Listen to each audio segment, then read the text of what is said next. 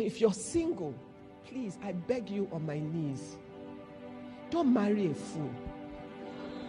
Don't marry a guy because he has money, he's handsome, he's tall, he's this. Haven't you seen tall men become short as they get fat? I'm not joking. Haven't you seen the coolest guy before? He had a lot of hair. Soon enough, he's what? He's bald.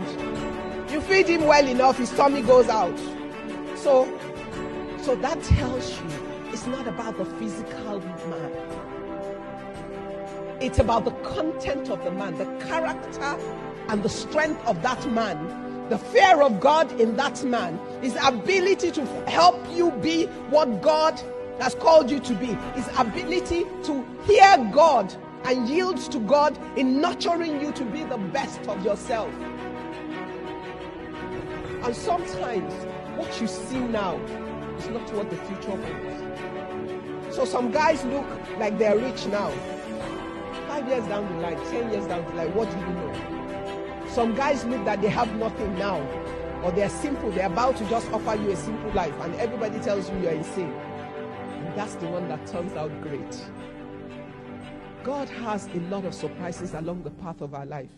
And because we can't see that much, we need to walk closely with God through the ministries of our life. What has God called you to do? What must you do?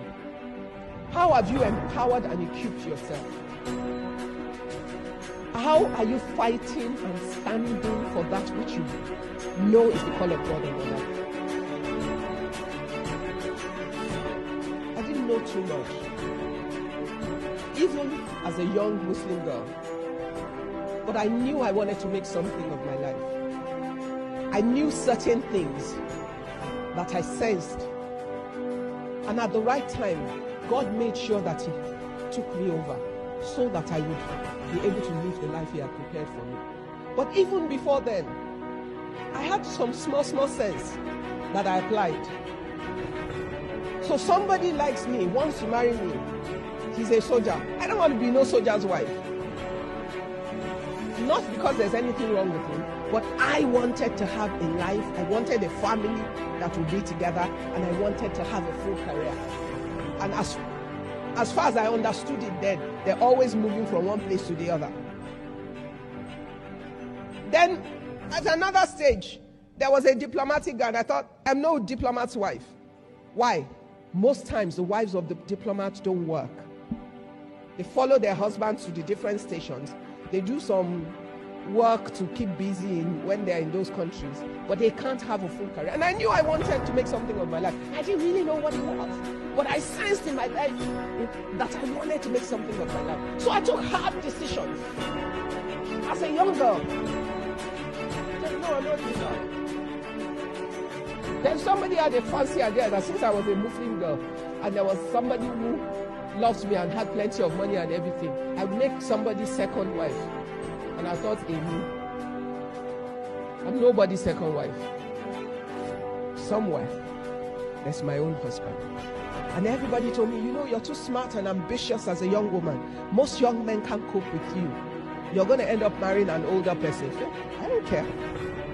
If that's the older person that is called to me, as long as he has the capacity to help me to believe. But God in His wisdom, as I stood, I met the Lord. As I met the Lord, I met my husband months before I met the Lord. Same year. I met my husband in January. I became a Christian months to my wedding. It's true. And in that year, by the end of that year, I gave my life.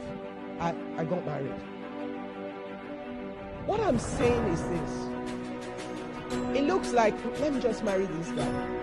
It's a key success factor in your life. Your ability to be your spouse is key. So if you're single, be deliberate about the considerations that lead to that decision. It's not an emotional decision. It's a practical decision based on your prayers, your discernment, and your ability to look at the situation and make a call. Women love men very easily. A man that is good to you every day, you love him. And the one you think you're madly in love with and beats you up every day, you soon hate him. Choose your path. Invest in yourself. People ask me every day, how do you do so many things at the same time? I am focused on what I want to do.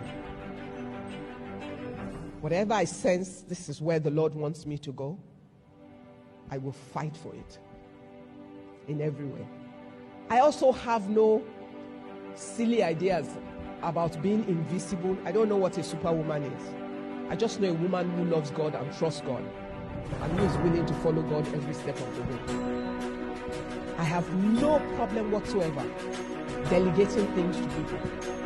I don't play to my weakness. I play to my strength. If somebody is better at something than me, I don't do it. I give it to somebody else, that person, to do. I focus on my own strength and enjoy the support of the people who are better at the things I'm not good at. Why? It's a waste of time for me trying to catch up when somebody already can do it better than me. I will play to my own strength and everybody else has to be trying to catch up with me. People. The other part of it is people. People in your life will make a difference. People. Be sure as a woman of your network. Let your support base be critical to where you're going. Find the right voices around you that will encourage you and lead you and support you in line with where you want to go.